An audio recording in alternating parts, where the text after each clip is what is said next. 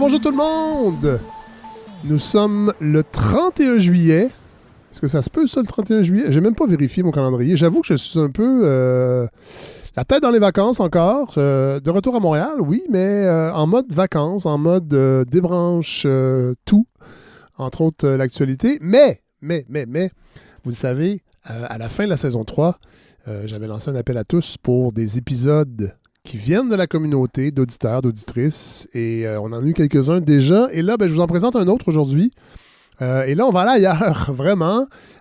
C'est un épisode qui est présenté par le Réseau québécois d'études post-soviétiques, qui est un réseau universitaire qui rassemble professeurs, chercheurs, étudiants et qui s'intéresse aux pays qui faisaient anciennement partie de l'Union soviétique. Alors là, vous allez me dire, c'est pas tellement un sujet estival, mais c'est la beauté de la balado. On n'est pas en mode grand média, c'est-à-dire faire de l'été un espace où on parle de polar et de choses légères et voilà, on fait confiance à l'intelligence des gens. Et c'est Raphaël Robitaille, qui est titulaire d'une maîtrise en sciences politiques à l'UQAM et qui est membre du comité rédaction du Réseau québécois d'études post-soviétiques, qui m'a proposé cet épisode. Évidemment, j'ai dit oui tout de suite. J'avoue que c'est un sujet qu'on aurait pu faire en saison, entre guillemets, régulière. Il n'est pas dit qu'on n'y reviendra pas lors de la saison 4. Je suis en train de la préparer, tranquillement, pas vite. Il va y avoir des nouvelles choses, mais je vous en parlerai un peu plus tard. Donc, Raphaël Robitaille, qui sera accompagné de Guillaume Sauvé, qui, lui, est titulaire d'un doctorat en sciences politiques de Sciences Po Paris, chargé de cours à l'UQAM et cofondateur du Réseau québécois d'études post-soviétiques. Alors, le prétexte, non, ce n'est pas l'été, c'est le 30e anniversaire de la chute de l'URSS. Et ils se sont penchés sur les événements qui ont mené à la dislocation du système soviétique afin d'en comprendre un peu mieux les tenants et les aboutissants. Alors voilà, je pense que moi, évidemment, je l'ai vécu. Je me rappelle très bien la chute du mur de Berlin, entre autres, et de la dislocation de l'Union soviétique. Peut-être pour les plus jeunes, ça sera une façon de se replonger dans cet univers-là. Et pour les plus vieux, ça sera une occasion de voir, après 30 ans, évidemment, les impacts, on les mesure encore et c'est pas fini. Donc, voilà, c'est ce que la balado vous propose. En plein milieu de l'été, une réflexion sur l'effondrement de l'URSS présentée par le Réseau québécois d'études post-soviétiques. Bon épisode tout le monde.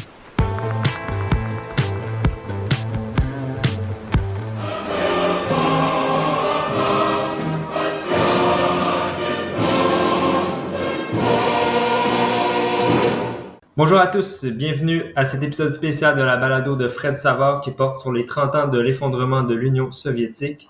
C'est effectivement en décembre 1991 que le plus grand État de la planète se dissout en 15 États indépendants.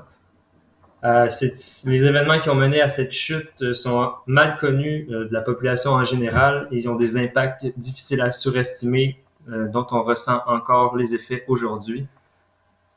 Donc aujourd'hui, on vous propose un épisode qui revient sur les événements qui ont conduit à la chute d'une des deux grandes puissances de la guerre froide. Et donc l'épisode d'aujourd'hui va être articulé autour de 4 grandes questions. Donc on va se demander ce qu'était l'URSS, on va présenter un peu les caractéristiques de l'État soviétique, on va se demander si sa chute était inévitable, on va ensuite explorer les causes de sa chute, pour ensuite discuter des répercussions mondiales de cette chute. Donc, aujourd'hui, je suis accompagné de mon collègue Guillaume Sauvé. Guillaume, est-ce que tu pourrais te présenter succinctement? Oui, certainement. Donc, je m'appelle Guillaume Sauvé. Je suis chercheur au Centre d'études et de recherche internationale de l'Université de Montréal. Je suis aussi chargé de cours à l'Université du Québec à Montréal, où j'enseigne la politique de la Russie et des autres États successeurs de l'Union soviétique, à la fois politique intérieure et politique étrangère. Je suis aussi cofondateur et coordonnateur du Réseau québécois d'études post-soviétiques. Pour ma part, mon nom est Raphaël Robitaille. Je suis titulaire d'une maîtrise en sciences politiques de l'Université du Québec à Montréal. J'ai d'ailleurs écrit un mémoire de maîtrise sur la politique étrangère de la Russie envers les États qui faisaient anciennement partie de l'Union soviétique. Et je suis également membre du comité rédaction au Réseau québécois d'études post-soviétiques. Donc, sans plus tarder, entrons dans le vif du sujet. Donc, Guillaume, peux-tu nous expliquer un peu ce qu'était l'URSS? Oui, vaste programme. Alors, on a cru bon de effectivement commencer par un petit rappel, en fait, sur qu'est-ce que c'était que cet État sans précédent dans l'histoire. Euh, Sans doute que la plupart des choses qu'on va dire sont connues des auditrices et auditeurs qui nous écoutent, mais c'est sans doute pas inutile de revenir sur certains points parce que effectivement, ça se pourrait que certains de ceux qui nous écoutent sont nés après la dissolution de l'Union soviétique en 91 et sont tout étonnés de découvrir donc sur la carte cet immense pays généralement coloré en rouge qui était donc l'URSS, l'Union des républiques socialistes soviétiques. Euh, que dire à son sujet? Je pense que deux grands points doivent être mentionnés juste pour aller à l'essentiel. La première chose, c'est que c'était un régime communiste. Et la deuxième chose, c'est que et qui a un très grand impact sur sa dissolution, dont on va parler juste après, c'est que c'était un État fédéral. Mais commençons par la dimension communiste. Donc, Raphaël, que peut-on dire sur l'Union soviétique comme phare mondial, étendard du communisme? L'Union soviétique se voulait un État qui allait mettre à bas le capitalisme en répandant le communisme de par le monde. Et donc, le communisme, c'est quoi? C'est une doctrine qui se veut en quelque sorte l'antithèse du capitalisme. C'est une doctrine qui prône l'égalité, l'équité entre chaque individu, qui prône également la justice sociale, etc. Guillaume, peut-être que tu pourrais me compléter mon explication si elle est incomplète. Ouais, ben écoute, évidemment, toute définition qu'on va faire du communisme sera incomplète, étant donné par ailleurs les définitions variables qu'a eu le communisme au cours du 20e siècle. Mais je pense que tu as dit l'essentiel. Donc, c'est une doctrine égalitariste qui se base aussi sur la logique de la lutte des classes, l'idée que les classes sociales sont dans une lutte à mort, qui doit se terminer par la victoire du prolétariat et l'abolition des classes sociales dans l'harmonie générale, pour aller un peu vite, évidemment. Mais l'essentiel pour notre propos ici, c'est que l'Union soviétique a représenté non seulement une puissance géopolitique, ce qui, après tout, je veux dire, il y en a eu plein dans l'histoire, puis il y en aura plein encore, mais elle a représenté surtout pendant ce qu'on a appelé la guerre froide, donc cette période d'affrontement indirect avec les États-Unis dans la deuxième partie du 20e siècle. Elle a représenté un modèle alternatif de société. Alors, c'est ça qui est essentiel. Il y avait toute une dimension idéologique à l'affrontement avec les États-Unis, où les États-Unis représentaient ce qu'on appelait le monde, entre guillemets, libre, dans lequel nous avions le bonheur de nous trouver situés. Et tandis que l'URSS, évidemment, représentait le bloc communiste, qui était lui-même assez fracturé, mais dont l'Union soviétique est quand même restée la principale puissance pendant toute la guerre froide, et qui cherchait à répandre ses lumières, on pourrait dire, partout à travers le monde, donc par exemple à Cuba, mais aussi au Vietnam, évidemment, ou en Angola et dans d'autres pays du monde. Tu voulais rajouter quelque chose là-dessus? Oui, ben peut-être revenir sur la dimension idéologique là, de la guerre froide, parce que je pense que c'est vraiment, disons, l'élément clé pour comprendre la guerre froide, c'est que c'est un affrontement d'abord idéologique entre deux visions du monde, deux systèmes d'organisation de la société. Ouais, donc effectivement, je pense qu'il faut le comprendre d'une part parce que l'Union soviétique, quand j'ai dit au départ que c'était un État comme il n'y en a pas eu de précédent dans l'histoire, en tout cas à ce niveau-là, c'est que c'était pas juste un pays avec ses intérêts propres, comme il y a toutes sortes de pays avec leurs propres intérêts, évidemment. C'était pas juste, et on va revenir plus tard là-dessus, un nouvel empire dirigé par la Russie. C'était aussi justement une source d'espoir, il faut le dire, pour bien des gens dans le monde qui, pour des raisons ou une autre, étaient insatisfaits du régime capitaliste dans lequel ils vivaient et qui ont donc conçu l'espoir que l'Union soviétique représentait un avenir meilleur, espoir qui, comme on le sait, a été progressivement brisé, qui a été désillusionné par les révélations de tout ce qu'il y avait d'atrocités dans le régime communiste. Je pense que c'est ça qu'il y a de spécial aussi avec l'URSS, c'est qu'elle voulait exporter la révolution en quelque sorte, elle voulait exporter son modèle. Ce qu'une puissance classique, disons avec des intérêts géopolitiques classiques ne fait pas nécessairement. Oui, c'est pour ça que pour faire un petit lien avec l'actualité, souvent, vu qu'on, dans le contexte actuel de la détérioration majeure des relations entre les pays occidentaux et la Russie, notamment le Canada, dont les relations avec la Russie sont absolument catastrophiques en ce moment, on a tendance à parler d'une nouvelle guerre froide. À mon avis, je pense que c'est essentiellement un abus de langage parce que on peut certainement parler d'un refroidissement, et peut-être que la métaphore climatique a un certain sens, mais le parallèle avec la guerre froide de la vraie guerre froide, celle de la deuxième moitié du 20e siècle, est erronée dans la mesure où la Russie d'aujourd'hui ne propose clairement pas un modèle alternatif de société, n'a pas la prétention après tout, la Russie d'aujourd'hui est capitaliste, pour ceux que je l'affirme, pour ceux qui l'ignoreraient, peut-être même plus capitaliste que nos propres régimes,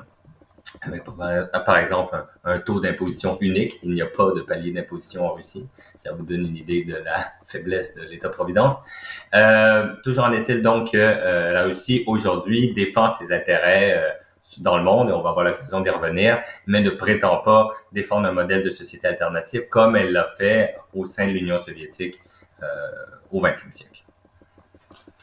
Super, donc on pourrait peut-être passer à l'autre aspect de la question qu'on a mentionné au départ, qui était que l'URSS était une fédération plurinationale. Peut-être qu'on pourrait expliquer un peu qu'est-ce qu'on entend par là.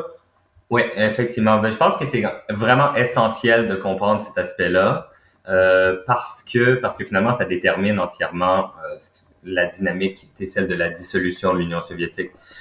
Donc, en fait, peut-être deux choses rapidement. La première, c'est que il faut juste se sortir de la tête l'adéquation qu'on faisait souvent dans la culture occidentale, si on regarde des films américains des années, 70 à 80, où on dirait « Ah, Russia does this, Russia does that ». Oui, la Russie fait ceci.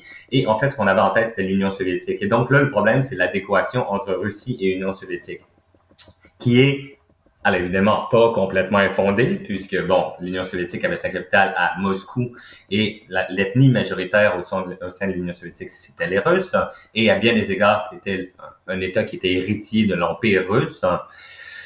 Mais à bien des égards, c'est trompeur. Et c'est là qu'on en vient au fait que l'Union soviétique n'était pas seulement la Russie. L'Union soviétique était en fait comme son nom l'indique, en fait, une union d'ailleurs, ça m'a toujours frappé que la guerre froide, c'était l'affrontement de deux pays qui n'avaient pas de nom. Les États-Unis d'Amérique et l'Union des républiques socialistes soviétiques n'ont pas vraiment de nom. Ouais, c'est comme juste ce sont deux unions qui s'affrontaient en quelque sorte. Oui, exactement. C'était deux unions, deux formes différentes, à bien des égards très différentes d'ailleurs, deux formes différentes d'entités collaboratives, donc de fusion d'entités complètement diverses. Autant, je pense, je peux dire que la Louisiane et le Vermont sont assez différents aujourd'hui au sein des États-Unis, autant au sein de l'Union soviétique. Donc, ce qu'on appelait l'Union des républiques socialistes soviétiques, là, pour parler en termes concrets, c'était l'union de 15 républiques socialistes soviétiques. C'est là, si on vous dit les noms de ces républiques-là, vous allez les connaître. C'est le nom de ce qui sont devenus plus tard les États post-soviétiques. Donc, on parle ici de l'Ukraine, de la Biélorussie, des 3 pays baltes, Estonie, Lettonie, Lituanie, de la Géorgie, de l'Azerbaïdjan et de l'Arménie dans le Caucase, des 5 pays en temps de l'Asie centrale, l'Ouzbékistan, le Kazakhstan, le Tadjikistan, le Kirghizistan et le Turkménistan. Et au milieu de toutes ces républiques, une gigantesque république soviétique qui était la République de Russie à l'intérieur de l'Union soviétique. Puis on peut même mentionner qu'au sein de ces unités fédératives-là, il y avait également d'autres nationalités qui avaient leur propre sous-territoire en quelque sorte. Oui, mais on n'entrera pas là-dedans parce que c'est complexe et puis on pourrait faire un épisode au complet là-dessus. Oui, exactement. Donc, tu as tout à fait raison. En fait, c'était une mosaïque politique extrêmement complexe, mais dont la logique générale est pour nous, en tout cas, qui vivons au Canada, relativement facile à comprendre, c'est-à-dire celle d'une fédération. Il y a différents paliers de gouvernement qui, en principe, se partagent le pouvoir. La différence fondamentale avec la Fédération canadienne, c'était que le partage des pouvoirs qui était inscrit dans la Constitution soviétique était en réalité pas vraiment effectif sur la plupart des... Disons que les décisions étaient quand même prises de manière très centralisée à Moscou, parce que l'Union soviétique était en réalité dirigée non pas par son État, mais par le parti qui la dominait, qui était le Parti communiste de l'Union soviétique et qui était largement dominé par le pouvoir central à Moscou. Mais juste pour poursuivre un peu sur les caractéristiques, on peut se demander, par exemple, on fait souvent le parallèle entre l'Union soviétique et un empire. On se dit, on parle de l'empire soviétique dans la mesure où l'Union soviétique serait dans la continuité de l'empire russe, la domination de la Russie sur ses voisins. Mais dans un sens, c'est vrai. Mais dans un autre sens, et tu pourras poursuivre là-dessus, Raphaël, c'est un empire qui a été conçu précisément pour répondre à l'émergence du nationalisme. C'est-à-dire qu'il contenait lui-même des éléments nationalistes qui faisait la promotion du nationalisme en son sein. Oui, en effet, puis c'est d'ailleurs, on va peut-être y revenir un peu plus tard, mais les nationalismes ont été beaucoup exacerbés vers la fin de l'Union soviétique dans le cadre des réformes que Gorbatchev a promues et qui ont vraiment exalté les nationalismes des différentes parties qui composaient l'Union soviétique. Et donc c'est ça, l'Union soviétique s'est transformée en empire pour en fait contenir ce nationalisme, et d'ailleurs notamment le nationalisme russe qui comme Lénine, c'était un début de Lénine en fait avec l'Union soviétique, il me semble. Ouais. Vous me corrigerez si je me trompe. Mais voilà pour ça. Maintenant qu'on a posé, disons, les bases, où on a décrit un peu le fonctionnement de cet État soviétique, on pourrait peut-être arriver à sa chute qui se produit en 1991. Et on entend ou on entendait en tout cas souvent la thèse suivante selon laquelle la chute de l'Union soviétique était inévitable de par les contradictions mêmes qui étaient contenues dans son système. Mais alors, ça pose tout de même la question, est-ce que sa chute était réellement inévitable? Oui, ben c'est ça, parce qu'en fait, maintenant, ça peut paraître, et là, je pense qu'on peut tout de suite vendre notre punch. L'idée qu'on va défendre ici, c'était que la chute de l'Union soviétique n'était pas inévitable. Ouais. À tout le moins, c'était absolument pas écrit dans le ciel qu'elle devait se produire au moment où elle s'est produite et de la manière dont elle s'est produite.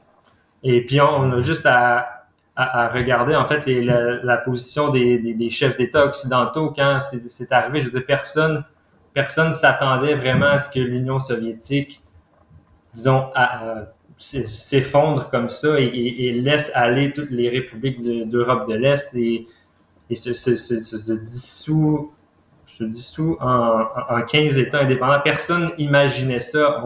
On croyait que Gorbatchev mettait de l'avant une ruse en disant qu'il n'allait plus poursuivre la guerre froide. Oui, ben c'est ça, c'est parce que, en fait, un problème, c'est finalement un problème qui est assez courant dès qu'on regarde le passé. C'est une sorte de illusion rétrospective, on pourrait dire, qui est de penser que tout ce qui s'est produit devait se produire. Ouais. Mm-hmm. On pourrait se dire, mais puisque ça s'est produit, eh bien, ça devait se produire. Or, évidemment, en fait, on peut penser qu'il y avait bien d'autres manières dont les événements auraient pu se dérouler et que des fois, il suffit de peu qu'une option se produise, un déroulement l'emporte sur un autre. Et je pense que tu as tout à fait raison de rappeler, puis ça, je pense que ça remet les choses en perspective, que non seulement quelques années, mais quelques mois avant la dissolution de l'Union soviétique. Donc, on est quoi, en août 91 à peu près? Mais je veux dire, on aurait fait une émission, on aurait fait ce même podcast ici qui évidemment n'aurait pas eu comme objet l'Union soviétique, mais on aurait fait un podcast sur l'Union soviétique et il serait jamais venu à l'esprit de personne que l'Union soviétique allait être dissoute. George Bush Senior était en visite en Union soviétique à l'été 91 et il défendait bec et ongle la préservation de l'Union soviétique parce qu'en fait, les États-Unis avaient peur, si l'Union soviétique se dissolvait, qu'il y ait de l'instabilité dans la région puis que ça crée une seconde Yougoslavie. En fait, ils en avaient peur de la guerre civile, une peur qui n'était pas complètement infondée d'ailleurs. Mais toujours est-il que, et je peux dire aussi dans le monde scientifique, juste pour poursuivre sur cette idée-là, ça nous donne une sacrée leçon de modestie quand on regarde qu'est-ce que les scientifiques spécialistes de l'Union soviétique écrivaient à son sujet. Eh bien, absolument personne, sauf de très rares exceptions, prévoyait la dissolution de l'Union soviétique. Ce qui pose donc la question de sa stabilité. Parce que je pense qu'on peut commencer par ça avant de parler de les causes. Mais qu'est-ce qui faisait penser que l'Union soviétique allait durer pour toujours ou en fait pour très longtemps? Bien évidemment, on peut penser à son système totalitaire qui réprimait toute forme de parole de la population. Les populations avaient très peu de droits jusqu'à ce que Gorbatchev lance quelques réformes. Et puis, Ben, il y a cet aspect. Donc oui, effectivement. Donc il y a l'aspect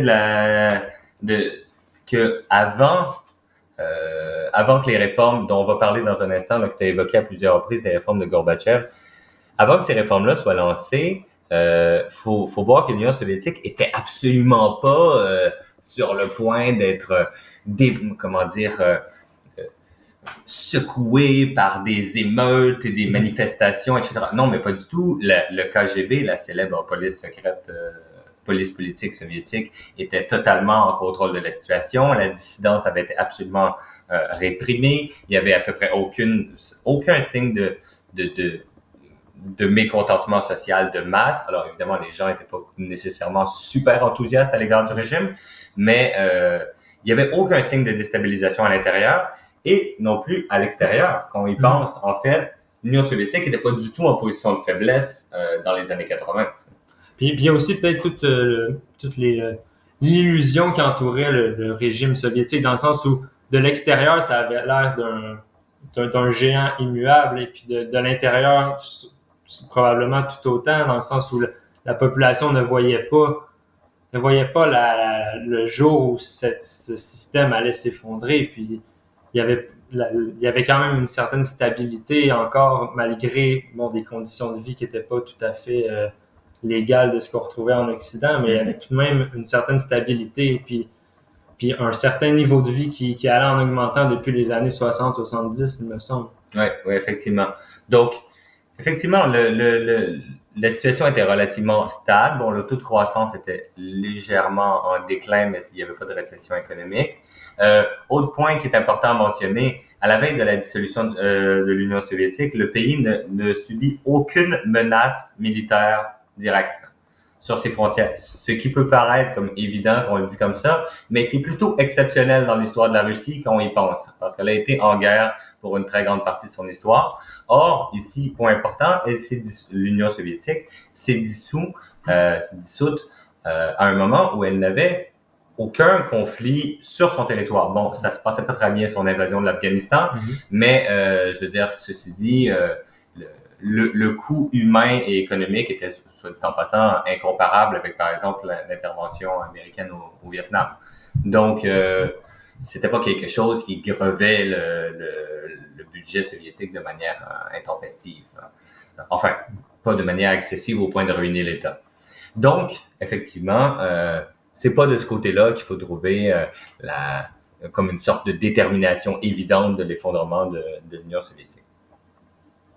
Puis je pensais aussi à un autre aspect, tu pourras me compléter là-dessus, si on veut comme une sorte de preuve à contrario du fait que c'était pas évident que l'Union soviétique allait s'effondrer. C'est si on se dit, ah oui, mais le communisme était une idéologie complètement utopique et donc ça devait tomber un jour ou l'autre. Hein. On peut être d'accord ou non avec le fait que le communisme soit une idéologie utopique, mais toujours en est-il qu'il suffit de regarder un petit peu dans le monde et pour se rendre compte qu'il y a toujours des régimes communistes dans le monde et dont certains sont plutôt en position de force. Je pense en particulier ici à la République populaire de Chine, qui n'a pas l'air du tout sur le point de s'effondrer, bien qu'elle soit toujours dominée par le Parti communiste chinois. En effet, mais on pourrait toujours argumenter que la Chine n'a de communiste que le nom, parce que bon, on s'en... Mais bon, il reste encore des régimes communistes. Le Vietnam est encore officiellement communiste. Le Cuba l'est encore, de même que la Corée du Nord, et peut-être l'illustration la plus... effectivement. Ouais, donc c'est ça. Donc, on peut peut-être en venir au changement de régime là, et à l'éclatement de l'État. Est-ce que c'était... Je pense que on pourrait passer... ça nous amène en fait assez élégamment à notre troisième question, parce que là finalement on a désigné les points qui ne furent pas les causes de l'effondrement de l'Union soviétique. On a souligné la force, la stabilité intérieure, la stabilité extérieure. On n'est pas du tout, soit dit en passant, ici en train de faire l'apologie de l'Union soviétique. Là, ne prenez pas peur. On n'est pas en train de dire que c'était un régime idyllique, mais simplement en train de diagnostiquer le fait que aussi, on avait un pays qui était en position de force et donc c'était absolument pas prédéterminé qu'il allait s'effondrer dans un avenir approché. Ce qui nous conduit évidemment tout de suite à notre donc troisième question, qui est évidemment celle qui intéresse sans doute le plus nos auditrices et auditeurs. Mais dans ce cas, pourquoi diable l'Union soviétique s'est effondrée puisqu'on vient de dire qu'elle était en position de force? As-tu envie de te lancer, Raphaël? Par où commencer? Disons qu'il y avait une sorte de convergence de facteurs qui ont fait que l'URSS a fini par s'effondrer, mais je pense que la pièce maîtresse, c'est les réformes de Mikhail Gorbatchev qui arrive au pouvoir en 1985. Effectivement. Donc, peut-être que je sais que tu as écrit un livre sur cette période de réforme gorbatchevienne. Peut-être que tu peux en dire un peu plus sur les dites réformes. Oui, merci pour cette mention publicitaire. Oui. Alors, Mikhail Gorbatchev, il faut comprendre, c'était en fait c'était le dirigeant du Parti communiste de l'Union soviétique. Donc là, quand il arrive au pouvoir, on parle donc de la personne qui est au sommet de la pyramide politique au pays. Secrétaire général. Oui, le titre officiel, c'était le secrétaire général du comité central du Parti communiste de l'Union soviétique. Mais bon, c'était un peu long pour dire, en gros, c'était le chef de l'Union soviétique. Comme l'avait été, si on veut faire un parallèle, Brejnev avant lui, pour nommer les plus connus, Khrouchtchev, Staline, etc. Et donc, il arrive au pouvoir, en mars 1985, et il décide de lancer des réformes. Et donc, en fait, c'est ça qu'il faut comprendre ici. C'est que ce sont les réformes de Gorbatchev qui provoquent involontairement la dissolution de l'Union soviétique. Or, ces réformes elles-mêmes n'étaient pas... Il n'y avait rien qui était écrit, encore une fois, j'aime cette métaphore, écrit dans le ciel, qui disait que ces réformes devaient se produire. Parce que, par exemple, au même moment, la Chine entame des réformes, mais décide de ne faire que des réformes économiques. Quand tu disais qu'on n'est pas sûr si c'est encore communiste aujourd'hui, c'est vrai, c'est parce qu'en fait, le modèle économique a changé. Mais ils n'ont pas fait de réforme politique, ce qui fait que la Chine est encore dominée par le Parti communiste j'ai failli dire de l'Union soviétique, le Parti communiste chinois. La caractéristique des réformes gorbatcheviennes, puis tu pourras compléter là-dessus, c'était en fait de vouloir faire, c'était son originalité, il s'en revendiquait, de vouloir faire tout à la fois, tout en même temps. Réforme économique où on introduit des éléments d'économie de marché, réforme politique où on introduit des éléments de démocratie représentative, par exemple en autorisant qu'il y ait plus qu'un candidat dans une élection pour un même siège, ce qui n'était pas le cas avant, il y avait des élections mais il y avait juste un candidat. Et aussi un aspect que tu connais davantage, réforme de la politique étrangère de l'Union soviétique avec la volonté ouverte de mettre fin à la guerre froide. Puis je pense que c'est important de rappeler que l'objectif de Gorbatchev, ça n'a jamais été de faire de l'effondrement de l'Union soviétique. Je veux dire, lui, ce qu'il voulait, c'était de réformer l'Union pour qu'elle devienne plus fonctionnelle dans un certain sens. Exactement, ça, je pense que c'est un point absolument essentiel. Et d'ailleurs, Gorbatchev, qui est toujours en vie aujourd'hui, et on le salue s'il écoute ce podcast, je pense pas qu'il comprenne le français, mais Gorbatchev, il dit toujours, encore aujourd'hui, que l'effondrement de l'Union soviétique, c'était la plus grande catastrophe de sa vie, parce que lui, ce qu'il voulait, c'était rendre l'Union soviétique plus forte, en la rendant plus démocratique et plus ouverte, parce qu'il appartenait à un courant d'idées qu'on appelait le socialisme démocratique.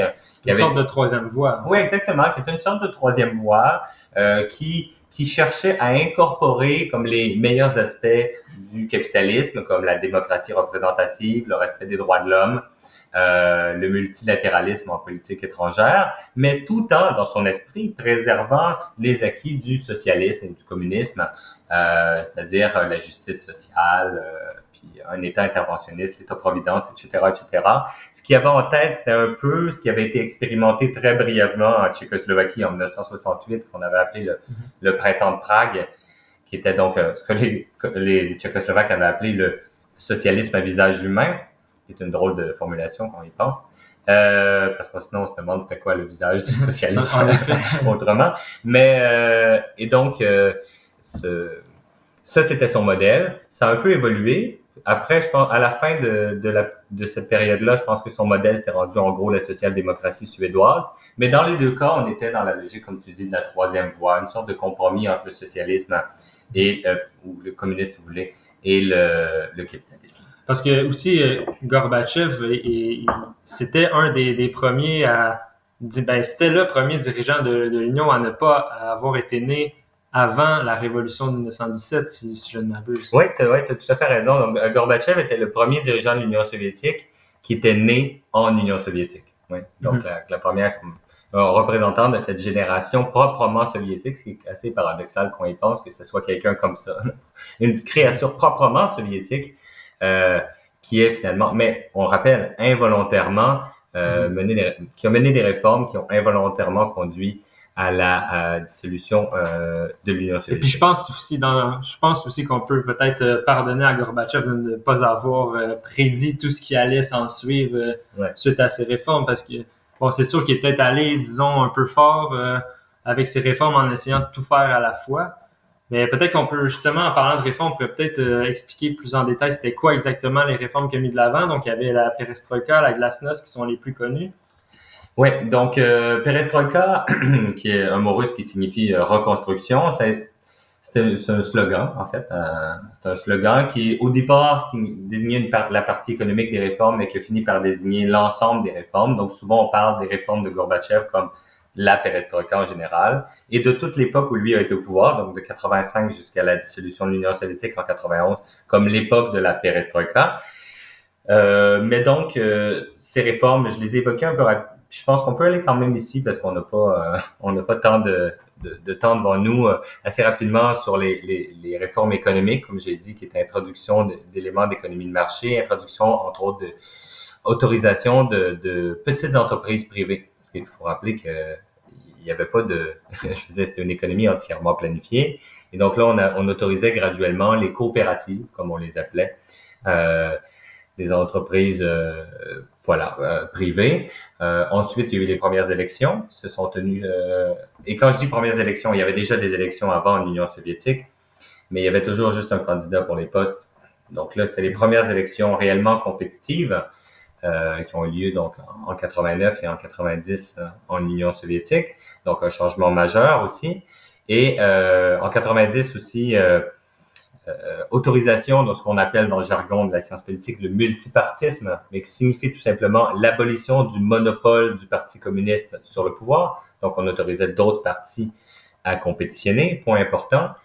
Et en fait, on pourrait s'étendre longuement sur les conséquences sociopolitiques de ces réformes-là, mais le point essentiel et celui qui va mener à la dissolution de l'Union soviétique, c'est l'impact de ces réformes-là sur la question nationale. Sur les mouvements sécessionnistes. Et là-dessus, Raphaël, tu pourrais...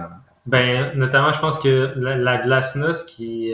peut-être tu peux en parler vite fait, que je poursuivrai sur le sécessionnisme. Oui, j'avais oublié la glasnost. Donc, mais comment l'oublier? La glasnost, donc, qui est un mot russe qui signifie transparence. Encore une fois, c'est un slogan politique qui désigne une politique de relâchement de la censure. Tout simplement. L'idée, c'était que Gorbatchev se disait, si on veut mener des réformes qui aident le pays à s'améliorer, il faut autoriser la population à dénoncer les problèmes. Dans sa tête, ça voulait pas dire critiquer le régime. Ça voulait juste dire dénoncer le maire de la ville qui est corrompu, le directeur de l'école qui est corrompu, ou je sais pas quoi.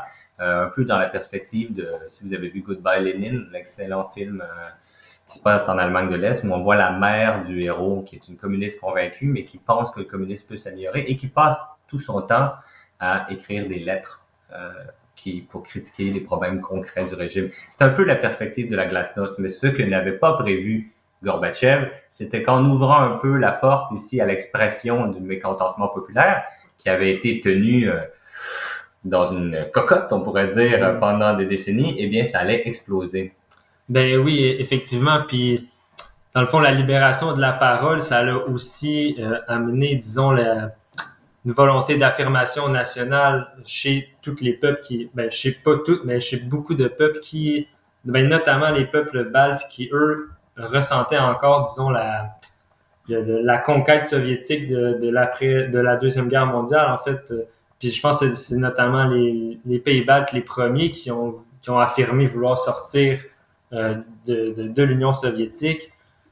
Puis ensuite, dans le Caucase, on a eu vraiment des événements qui sont allés dans le même sens. Je pense notamment au conflit entre l'Azerbaïdjan et l'Arménie, au sujet du Nagorno-Karabakh. Tout ça, c'est des conséquences qui viennent avec la glasnost. La libération de la parole amenée par la glasnost a contribué à l'émergence d'une sorte de force centrifuge qui a poussé plusieurs peuples à vouloir sortir de l'Union soviétique, tout simplement. Voilà. Puis je pense, en parlant de République soviétique, que là, il y a une distinction vraiment qui est importante à faire juste pour pas se mélanger. Entre d'une part, les républiques, je vais le dire lentement, là, juste pour que ça soit clair, les républiques socialistes soviétiques. Donc, c'est 15 républiques qui formaient l'Union soviétique et qui vont justement, dont plusieurs vont chercher à sortir de l'Union soviétique et c'est ça qui provoque la dissolution, dont on va expliquer la mécanique dans un instant. Ça, c'est une chose. Le mouvement centrifuge à l'intérieur de l'Union soviétique. Mais par ailleurs, l'Union soviétique était aussi le pays leader de ce qu'on appelait le bloc de l'Est, qui était en fait une alliance économique, militaire, géopolitique, qui comprenait donc l'Union soviétique, mais aussi de ce qu'on appelait des pays satellites de l'Europe de l'Est. Et là, ici, on pense à la Pologne, on pense à la Tchécoslovaquie, qui à l'époque formait encore un seul pays, la Hongrie, la Roumanie, la Bulgarie, etc. Et donc, ces pays-là, pour que ça soit clair, ces pays-là étaient des pays communistes, mais ne faisaient pas partie de l'Union soviétique. C'était des alliés. C'est comme, je veux dire, comme le Canada est un allié des États-Unis, mais n'en fait pas partie. Ouais? Et donc, et le Canada ne fait pas exactement ce qu'il veut, je pense, sur toutes les questions de politique étrangère. Il doit consulter son puissant grand frère, les États-Unis. D'une certaine manière, et toutes choses étant égales par ailleurs, évidemment, les pays de l'Europe de l'Est étaient dans une alliance, je dirais, autrement plus étroite avec l'Union soviétique. Et ces pays-là aussi vont s'émanciper. Mais ça, c'est un autre phénomène qui se produit au même moment, un petit peu plus tôt en fait. Ça se produit en 1989 et c'est symbolisé par la fameuse chute du mur de Berlin en novembre 1989. Mais en fait, ça, c'est le symbole juste le plus connu de la chute des régimes communistes en cascade l'un après l'autre à l'été et à l'automne 1989 et donc leur sortie du bloc de l'Est. Ça, c'est une chose. Mais une fois, j'ai dit ça tout simplement pour préciser que nous, ce dont on parle aujourd'hui, c'est bien ce qui se passait à l'intérieur de l'Union soviétique et c'est donc la sortie des républiques socialistes soviétiques qui faisaient partie de l'Union. Voilà, je pense que c'est bien expliqué. Je pense que les gens comprennent mieux maintenant.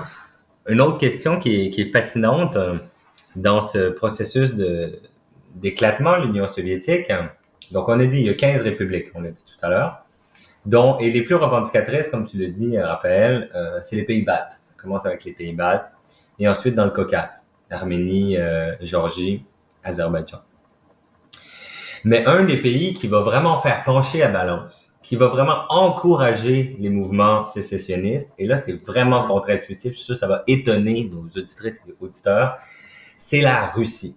En fait, la République socialiste fédérative soviétique de Russie, qui était donc la plus grande des 15 républiques, et qui se trouvait aussi avoir la même capitale que l'Union soviétique, Moscou. Là, je sais, c'est mélangeant, mais c'est comme ça.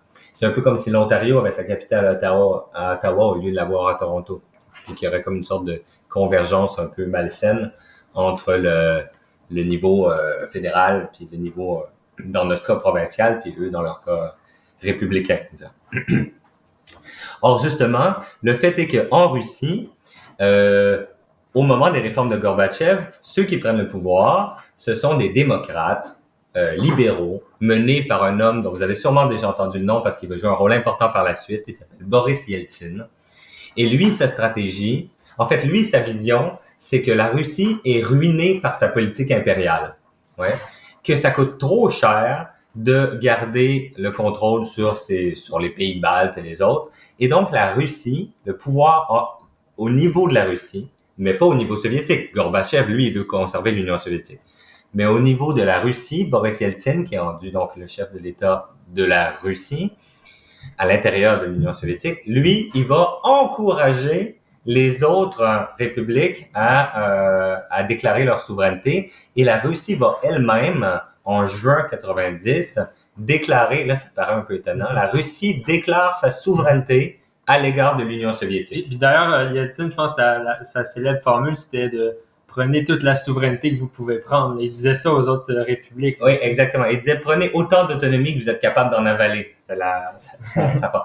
Et donc, il encourageait les autres républiques à finalement quitter cet État confédéral. Un peu comme, j'arrête pas de faire des parallèles avec le Canada, ce qui est évidemment relativement boiteux parce que c'est pas, évidemment, c'est pas la même structure, mais je pense que ça peut aider à faire comprendre. C'est un peu comme si l'Ontario, qui est clairement la province qui domine le Canada en ce moment, disait aux autres provinces, vous nous coûtez trop cher avec la péréquation, si vous pouvez juste tous partir, puis que nous, on va être mieux tout seul. En gros, c'est le raisonnement de la Russie, du gouvernement de Russie à l'époque à cette époque-là, à l'époque de la perestroïka.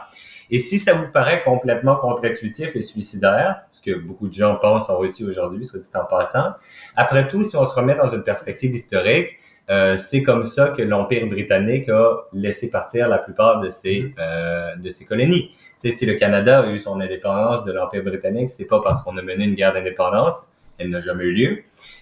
C'est parce que l'Empire britannique trouvait que ça coûtait trop cher, pour dire les choses comme elles sont, de garder le contrôle sur le Canada, l'Australie et la Nouvelle-Zélande, puis qu'il était mieux de juste créer quelque chose comme un Commonwealth, donc une sorte d'association lâche, pour garder des bons contacts, mais sans avoir à gérer tout sur le terrain. Et c'était un peu l'ambition de la Russie, en encourageant la décentralisation de l'Union soviétique. Puis c'est d'ailleurs dans cette optique-là aussi que plus tard va être mise en place la CEI, la Communauté des États indépendants, un peu dans le style du Commonwealth britannique. Exactement. Mais là, on va y venir dans un instant quand on va parler de la mécanique exacte de la dissolution de l'Union soviétique. Mais la CEI, donc oui, la Communauté des États indépendants, était pensée exactement dans cet esprit d'entité confédérale, décentralisée. Voilà. Mais là, on en arrive juste à la mécanique exacte là, de comment ça s'est passé. Puisque là, on a dit, bon, on a des revendications nationalistes. Hein. Les Baltes veulent partir, les républiques du Caucase veulent partir. La Biélorussie, l'Ukraine, c'est pas trop certain.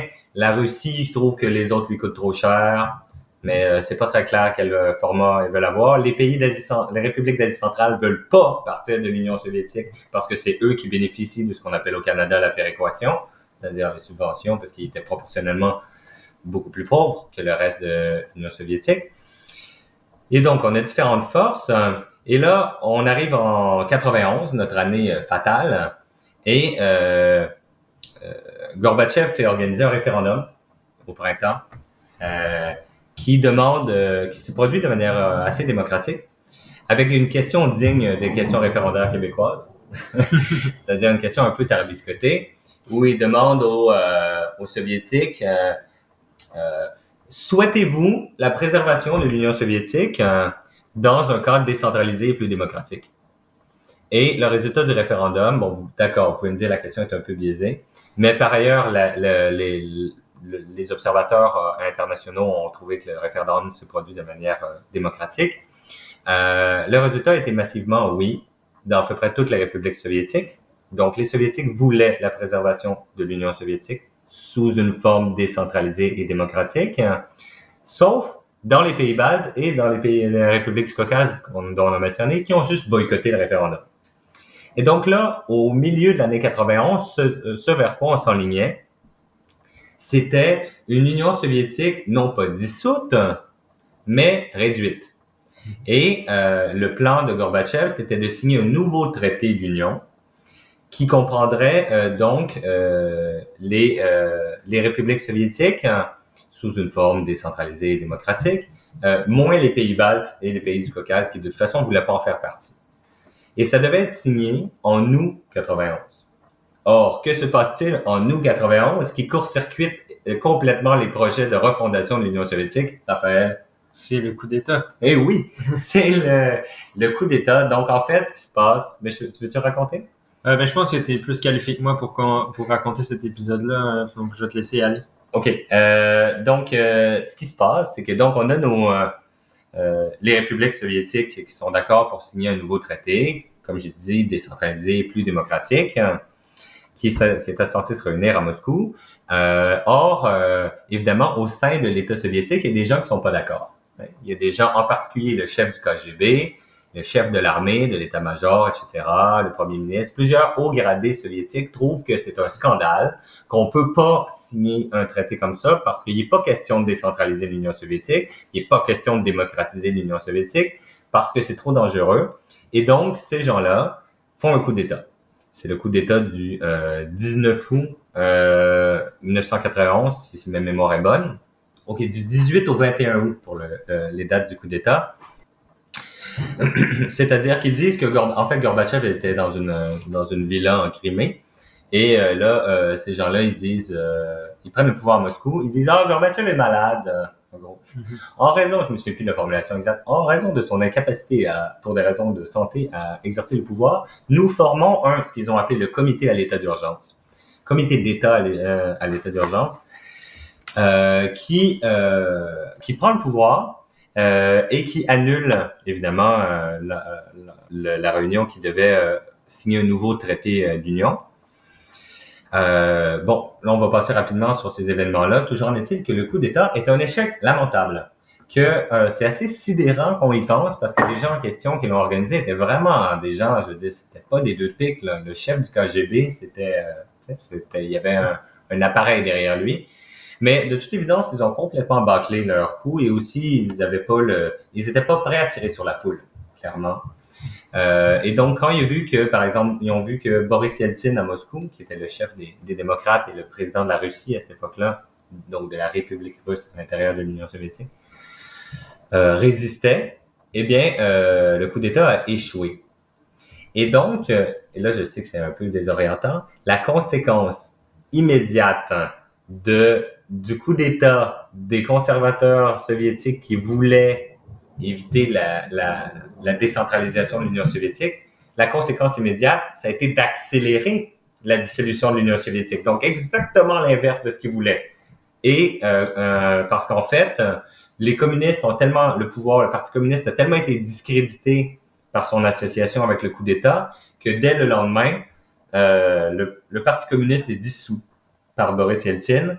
L'Ukraine déclare son indépendance et on se retrouve en fait avec un scénario qui culmine en décembre 91 avec la dissolution de l'Union soviétique. Et donc les beaux plans de Gorbatchev de refonder l'Union soviétique décentralisée et démocratique sont ruinés en fait d'abord par les conservateurs qui ont voulu préserver l'Union soviétique à tout prix, puis par les démocrates et les nationalistes qui l'ont tout simplement sabordé. Mais tu me corrigeras si je me trompe, il me semble qu'il y a eu une situation complètement paradoxale où entre la dissolution du Parti communiste et la dissolution formelle de l'Union soviétique, tu avais Gorbatchev qui restait un peu le chef d'un État qui n'existait comme plus ou moins. C'est exactement ça, c'est-à-dire que là, après le coup d'État, donc on est en fin août 91, le Parti communiste est dissous. Et le gouvernement soviétique est dissous, ce qui était totalement anticonstitutionnel. Il n'y a rien de ce qui s'est passé à ce moment-là qui était constitutionnel. Mais bon, ça n'avait pas l'air de déranger grand monde. Parce qu'il faut dire, pour faire une parenthèse, que la constitution soviétique, c'était quelque chose qui n'était pas très respecté de toute manière. C'était très beau sur papier, mais ouais, c'est ça. Le pouvoir n'avait pas l'habitude de respecter la constitution de toute manière. Donc, il n'y en était pas à une infraction près. Toujours est-il que là, c'est la Russie le gouvernement de Russie, de la République de Russie à l'intérieur de l'Union soviétique, qui va dissoudre le gouvernement fédéral et le Parti communiste au niveau fédéral. Donc, encore une fois, si on fait notre parallèle avec le Canada, c'est comme si l'Ontario dissolvait le gouvernement fédéral canadien. Au nom de quoi, je sais pas, mais c'est ce qui s'est passé à l'époque en Union soviétique. Mais ils n'ont pas osé attaquer Gorbatchev, qui était le président de l'Union soviétique à ce moment-là, parce que Gorbatchev était encore soutenu par les pays occidentaux. C'était l'ami il était soutenu par tous les dirigeants occidentaux à l'époque. Et donc, on s'est retrouvé entre la dissolution du gouvernement soviétique en août 91 et la dissolution de l'Union soviétique en décembre 91, avec Gorbatchev qui était président d'un État qui n'avait plus de gouvernement, qui ne pouvait plus reposer sur le Parti communiste. Et donc, en fait, il planait dans le vide jusqu'à ce que, en décembre 91, les présidents donc des républiques de Russie, d'Ukraine et de Biélorussie, donc seulement ces trois républiques-là se réunissent dans une forêt de Biélorussie, la forêt de Bieloviège, et décident, à ce qui paraît, c'était même pas le but de la réunion, ils ont comme improvisé ça, décident de dissoudre l'Union soviétique comme conclusion logique des tendances à l'affirmation nationale. Ils dissolvent l'Union soviétique et en fait, ils mettent toutes les autres républiques devant le fait accompli. Donc, par exemple, les républiques d'Asie centrale qui voulaient rester dans l'Union soviétique ont juste découvert que l'Union soviétique avait été dissoute sans qu'on leur demande leur avis. Donc, ils se retrouvent indépendants sans avoir rien demandé, sans avoir même fait rien planifié. En fait. Oui, en fait, il y a eu plusieurs républiques d'Union soviétique qui sont devenus des États indépendants aujourd'hui, qui sont à l'ONU puis qui sont participés aux Jeux olympiques, qui sont devenus indépendants sans l'avoir voulu. Parce que, en gros, certains voulaient sortir, comme les Pays-Baltes ou l'Ukraine, et certains ne voulaient plus d'eux, comme la Russie, qui a clairement, en fait, mis à la porte les autres républiques pour que ça y coûte moins cher, qu'elle puisse concentrer ses ressources sur la réforme économique qui était la priorité de Boris Yeltsin en Russie. Et c'est ainsi que naît cette instance dont tu avais parlé, qui est la CEI. Je sais pas si tu veux en parler. Ben, la CEI, en fait, c'est aujourd'hui, ça existe encore, mais c'est essentiellement une coquille vide. Là. Ouais. Il se passe pas grand-chose là, mais c'était essentiellement de créer une sorte d'État confédéral là, où chaque nouvelle république indépendante se serait associée dans une sorte d'union soviétique light, si vous me permettez l'expression. Mais bon, je pense qu'on peut peut-être passer là-dessus parce que je pense pas que c'est tout à fait déterminant là, dans les événements qui se sont produits après la chute de l'Union soviétique. Quoique, bon, la CEI a quand même essayé de faire certaines choses pendant les années 90. Il y avait des sommets réguliers entre les chefs d'État, mais qui donnaient souvent pas grand-chose au bout du compte. Moi, je dirais juste un point. Donc, la CEI, Communauté des États indépendants, juste souligner le malentendu profond qu'il y a eu à ce sujet. Parce qu'en fait, dans la réunion de décembre 91, où l'Union soviétique est dissoute, au même moment est créée en remplacement la CEI. Donc, il faut comprendre que la CEI était conçue comme un remplacement de l'Union soviétique. Sauf que le gros malentendu, c'est que les différents protagonistes à la table avaient pas la même idée de ce que ça allait être. Pour Boris Yeltsin, de la Russie, la CEI allait justement être cette Union soviétique démocratique et décentralisée à laquelle rêvait Gorbatchev, mais encore plus décentralisée. Ouais. Parce que ce serait carrément des États souverains, mais qui collaboreraient sur différentes questions. Avec un peu l'Union européenne comme modèle en tête. Qui était d'ailleurs créé à peu près à la même époque. Le problème, c'est que de l'autre côté de la table, les Ukrainiens, par exemple, eux, ils voyaient en la CEI non pas justement quelque chose qui les rassemblerait avec la Russie, mais une instance de divorce. C'est-à-dire tout simplement la table à laquelle on s'assoit pour régler nos différends au moment où on se sépare. Ouais? Non pas pour se rassembler, mais pour s'éloigner. Donc, c'est pour ça que la CEI est devenue une coquille vide, comme tu disais très justement.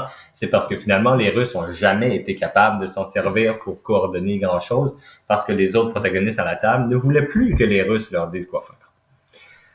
Mais ça nous amène, je pense, à la quatrième question. Oui, effectivement. Donc, un coup qu'on a dit tout ça, on est rendu, en fait, après l'effondrement et puis donc aux conséquences que cet effondrement a amené. Et puis, ben, le premier qui peut nous venir à l'esprit, c'est évidemment la refonte de l'ordre mondial, alors que l'ordre mondial était dominé par deux puissances, soit les États-Unis et l'Union soviétique. Et là, il n'y a plus d'Union soviétique, donc forcément, l'ordre international change. Et puis maintenant, c'est littéralement le triomphe des États-Unis et de ce qu'ils représentent, donc le capitalisme, libre marché, démocratie et tout ça. Mais je pense que triomphe est un mot qui était bien choisi parce que c'est comme ça que ça a été. C'est pas comme ça que ça s'est produit, mais c'est comme ça que ça a été perçu. Mm-hmm. C'est-à-dire que, en fait, ça, je pense qu'il faut être clair là-dessus. Les États-Unis n'ont pas gagné la guerre froide. Hein. C'est que la Russie, sous Gorbatchev, on n'a pas vraiment eu l'occasion d'en parler, mais c'était dans une optique comme d'apaisement mondial. La Russie est volontairement sortie de la guerre froide. J'ai dit la Russie, c'est l'erreur que j'avais dit de ne pas faire. L'Union soviétique est sortie volontairement de la guerre froide sous Gorbatchev. Et ça, les États-Unis le reconnaissaient dès 1989, dès 1990. Ils disaient, nous sommes sortis de la guerre froide grâce à la collaboration de Gorbatchev. Mais là, à la surprise générale, l'Union soviétique est dissoute pour des raisons, dans un concours de circonstances qu'on vient d'expliquer. Et juste après, dans son discours de l'État de l'Union, au début 1992, George Bush, le président américain, va déclarer « Nous avons gagné la guerre froide.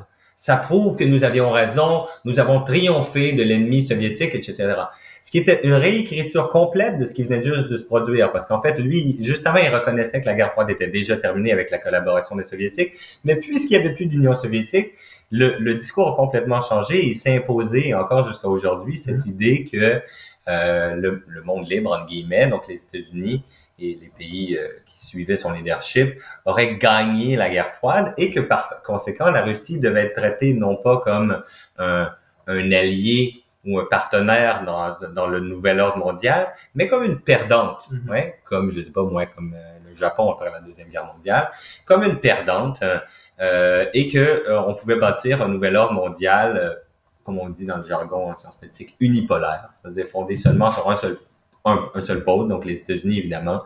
Et évidemment, ça avait un certain écho dans la réalité parce qu'au même moment, la Russie connaissait un effondrement économique sans précédent qui a effacé une grande partie de ses capacités militaires à bien des égards. Mais donc, ce qui émerge de la dissolution de l'Union soviétique, c'est ce monde justement dominé par les États-Unis et qui est absolument caractéristique de, on pourrait dire, les années 90, peut-être la décennie 2000. Ouais. Oui, puis peut-être qu'aujourd'hui, on peut dire, bon, les États-Unis, c'est encore peut-être la plus grande puissance. Par contre, on voit d'autres pôles de puissance émerger. Là, on pense notamment à la Chine, à l'Inde, et la Russie qui réémerge en quelque sorte dans les années 2000. Mm-hmm. Mais bon, c'est ça. Puis je reviendrai peut-être sur le discours triomphaliste là, aux États-Unis. C'est encore quelque chose qu'on entend aujourd'hui, là, comme quoi les États-Unis ont gagné la guerre froide et puis que finalement, c'était à eux de décider des règles du jeu puisqu'ils ont gagné. Tu sais. Oui. Non, c'est ça l'implication. Puis il y avait tout un discours, je sais pas si vous vous souvenez de cette époque glorieuse, mon Dieu, des années 90, où il y avait cette thèse qu'on appelait la thèse de la fin de l'histoire. C'est devenu, c'était une thèse, au départ, ça vient du monde universitaire, mais je pense que ça s'est largement répandu dans les médias aussi. C'était l'idée de la thèse de la fin de l'histoire qui venait donc d'un politologue américain qui s'appelait... C'est une sorte de catchphrase facile à reprendre par les journalistes. Exactement, une sorte de slogan. Donc un politologue, Francis Fukuyama, qui disait que donc c'est exactement écrit à cette époque-là et c'est inspiré de la chute de l'Union soviétique, l'idée que finalement on arrive à la fin de l'histoire, non pas dans le sens où il ne se produira plus rien, ce qui serait une absurdité évidemment, mais dans le sens où on ne s'attend pas à ce que les modèles changent. Il n'y a plus l'alternative communiste dont on parlait au départ, l'alternative communiste ayant disparu, il ne reste qu'un seul modèle, celui de la démocratie libérale, qui est destiné à triompher dans le monde à terme, pas évidemment immédiatement, mais à terme. Et ça a aussi donné lieu à la grande popularité du concept de mondialisation, qui s'est imposé comme une évidence. Et par mondialisation, on voulait dire évidemment la mondialisation économique portée par les accords de libre-échange qui se produisent exactement à la même époque, mais dans les années 90. Et cette idée d'une interconnexion avec la dissolution graduelle des nations, dont on parlait dans les années 90, qui sont destinées à occuper un rôle de moins en moins important sur la scène internationale, tandis que les organisations internationales sont censées occuper une part de plus en plus importante. Là, on se rappelle tout ce discours-là de 90 et 2000 parce que, d'une part, il a été inspiré directement par l'effondrement de l'Union soviétique. Mais ce qui est fascinant, c'est de constater à quel point aujourd'hui ce discours triomphaliste est un peu daté. Oui, il est pratiquement risible dans un sens parce que tout ce qu'on prédisait à ce moment-là, d'un, c'est pas vraiment produit et de deux, on voit plutôt la réémergence des anciennes dynamiques, disons, géopolitiques pré-guerre froide. Ouais, on se retrouve avec, disons qu'aujourd'hui, en une époque justement de COVID, où on a vu la compétition de chaque pays pour avoir le plus de vaccins, quitte à ce que l'autre à côté en manque. On a vu de manière éclatante la démonstration du retour du protectionnisme, du retour des politiques d'intérêt national. Encore là, récemment, Biden disait qu'elle allait renforcer le Buy American. Donc, encore une autre forme de protectionnisme. Et évidemment, avec aussi l'émergence des mouvements souverainistes et fortement nationalistes, comme en Europe, comme en Pologne ou en Hongrie, ou évidemment le Brexit, un autre symbole fort justement de cet effritement d'une mondialisation heureuse, libérale, multilatérale qu'on croyait voir émerger de la dissolution de l'Union soviétique. Tout ça pour dire donc que l'Union soviétique a créé des espoirs d'un monde mondialisé ou enfin interconnecté qui finalement se sont révélés en partie illusoires. Effectivement. Et puis, disons peut-être pour compléter sur la question de l'ordre international, justement, bon, on a l'hyperpuissance américaine, pour reprendre la formulation de Hubert Védrine, l'ancien ministère des Affaires étrangères de la France. Il disait donc que voilà, les États-Unis qui émergent comme l'hyperpuissance mondiale. Puis, dans le fond, aujourd'hui, ce qu'on voit, c'est plutôt le déclin de cette hyperpuissance et l'émergence d'autres puissances. Mais j'aimerais ça peut-être, maintenant qu'on a parlé de l'ordre international, peut-être plus revenir dans l'espace géographique qui nous occupe, là, donc ce qu'on en est venu à appeler l'espace post-soviétique, donc qui comprend tous les pays qui faisaient anciennement partie de l'Union soviétique et qui sont maintenant tous indépendants. On peut peut-être parler rapidement un peu des conséquences que ça a eu pour les pays directement concernés. Oui, clairement. En fait, la dynamique générale, donc d'abord pour préciser notre objet, comme tu l'as tout à fait bien dit, quand on parle d'espace post-soviétique, c'est justement ces 15 États indépendants aujourd'hui qui étaient anciennement 15 républiques de l'Union soviétique. C'est celle qu'on a mentionné tout à l'heure. Ça ne fait pas, par exemple, n'en font pas partie la Pologne, la Hongrie, etc., comme je l'ai déjà mentionné, parce que tout simplement ne faisaient pas partie de l'Union soviétique, faisaient partie du bloc de l'Est, des alliés de l'Union soviétique. On réfère plutôt à ces pays comme le monde post-communiste. Oui, c'est ça. Donc ça, c'est une autre catégorie plus large. Mais donc là, les pays dont on parle, c'est les rapports, mon Dieu, hautement conflictuels entre la Russie et l'Ukraine, les rapports hautement conflictuels, là, je fais exprès pour mettre l'accent sur la conflictualité, mais il n'y a pas juste ça, mais il y en a beaucoup, entre l'Arménie et l'Azerbaïdjan, les rapports entre la Géorgie et la Russie, entre, mon Dieu, la Moldavie qui est constamment déchirée entre l'Europe et la Russie. Et on pourrait multiplier les exemples aussi. La guerre civile au Tadjikistan. Oui, c'est ça, en Asie centrale. Et donc, en fait, là, on a parlé de conflits. Une remarque à ce sujet-là, on a souvent mentionné à quel point c'était quand même remarquable que l'Union soviétique n'ait pas été, je l'avais évoqué, une deuxième Yougoslavie. Ça, c'était la crainte notamment des États-Unis. Parce qu'après tout, on avait un espace multinational qui se démembrait. Et, mon Dieu, ça aurait très bien pu faire comme en Yougoslavie, donc autre pays communiste qui se disloque à la même époque, une guerre civile sanglante avec des dizaines de milliers de morts. J'ai pas les chiffres en tête en ce moment, mais tout le monde sait à quel point la guerre de Bosnie, par exemple, a été absolument catastrophique et horrible. Et c'est vrai, il n'y a pas eu un équivalent à cette échelle au moment de la dissolution de l'Union soviétique. Ce qu'on a eu, c'était plus des conflits localisés dans certaines régions précises, mais non pas des conflits interétatiques. Oui, c'est ça. C'est-à-dire que une fois qu'on a dit qu'il n'y a pas eu de guerre civile de l'échelle de celle de ce qu'il y a eu en Yougoslavie, en ex-Yougoslavie, juste après, il faut continuer en disant, mais il y a eu quand même des tonnes de conflits, dont plusieurs sont encore actif aujourd'hui. Le plus récent, enfin celui qui a éclaté, ou plutôt qui a rééclaté, qui s'est emballé à l'automne dernier, c'était donc celui entre l'Arménie et l'Azerbaïdjan autour de la région du Nagorno-Karabakh. Bon, je pense qu'on n'a pas le temps malheureusement ici d'entrer dans les détails de ce conflit. Ça serait trop complexe. Extrêmement long et complexe. Mais le point, c'est qu'en fait, on a une dynamique dans cet espace-là qui est une dynamique qui est typiquement, on pourrait dire, post-impériale, ouais, ou post-coloniale, si on veut. Ouais. C'est-à-dire qu'on avait quand même, peu importe comment on veut qualifier le rapport que l'Union soviétique avait entre ces différentes entités fédérées, certainement, il y avait une domination de Moscou sur les autres. Et à partir du moment où cette domination a été retirée, eh bien, la conquête de l'autonomie et de l'indépendance, c'est pas quelque chose de facile. Puis encore là, je pense que c'est important de faire des parallèles pour avec d'autres régions du monde. Je veux dire, l'émancipation de l'Afrique, ouais, la quête de l'indépendance des pays africains ou de l'Amérique latine, ça s'est pas fait du jour au lendemain, ça n'a pas été facile. Et on voit encore aujourd'hui les anciennes puissances, comme on parle de la France-Afrique, pour parler des rapports très proches que la France cherche à entretenir avec les pays d'Afrique de l'Ouest. Mais de la même manière, la Russie cherche à préserver son influence auprès de son ex-empire.